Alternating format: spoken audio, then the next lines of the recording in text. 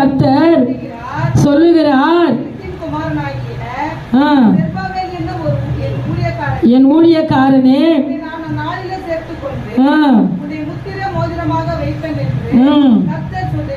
அல்லேலூயா.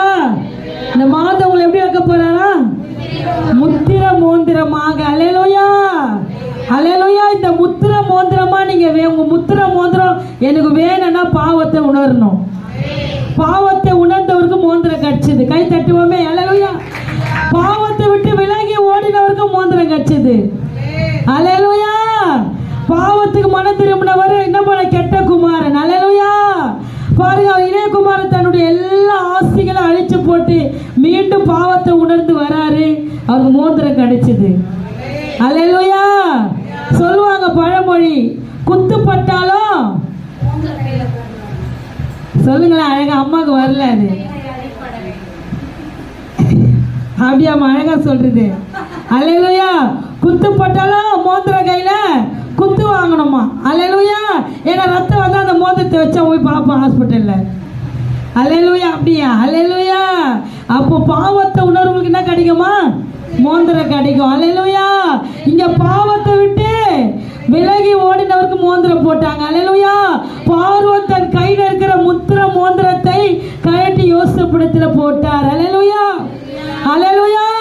பாருங்க, அடிமையா இருந்தவனை கர்த்தர் அதிகாரியாய் மாற்றினார். கைகளை தட்டி தேவனை மகிமைப்படுத்துவோமே. அல்லேலூயா. அடிமைத்தன வாழ்க்கையாய் போத்திபாரத்துல விற்கப்பட்டு யோசேப்புடைய வாழ்க்கை முத்திர மோந்திரம் போடும்படியா கர்த்தர் வைத்தார். அல்லேலூயா. எதுக்கு தெரியுமா? அந்த சின்ன அந்த ஆசைக்கு தன்னை விட்டு ஓடினார். அல்லேலூயா அல்லேலூயா. தன் வஸ்திரம் விட்டு ஓடினதுனால தான் அந்த முத்திர மோந்திரம்.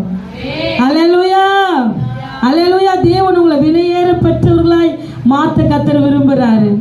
அல்லேலூயா. என் பிள்ளைகளை எப்படி இருக்கணுமா? விலையேற பெற்றவர்களாய் மாறணும். அல்லேலூயா.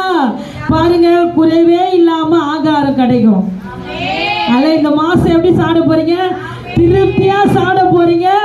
உங்க பரிபூர்ணத்திலிருந்து மற்றவங்க கொடுக்க போறீங்க. கை தட்டவே இல்லையே. நீங்க புல்லா நிறைஞ்சி மற்றவங்க கொடுக்க போறீங்க.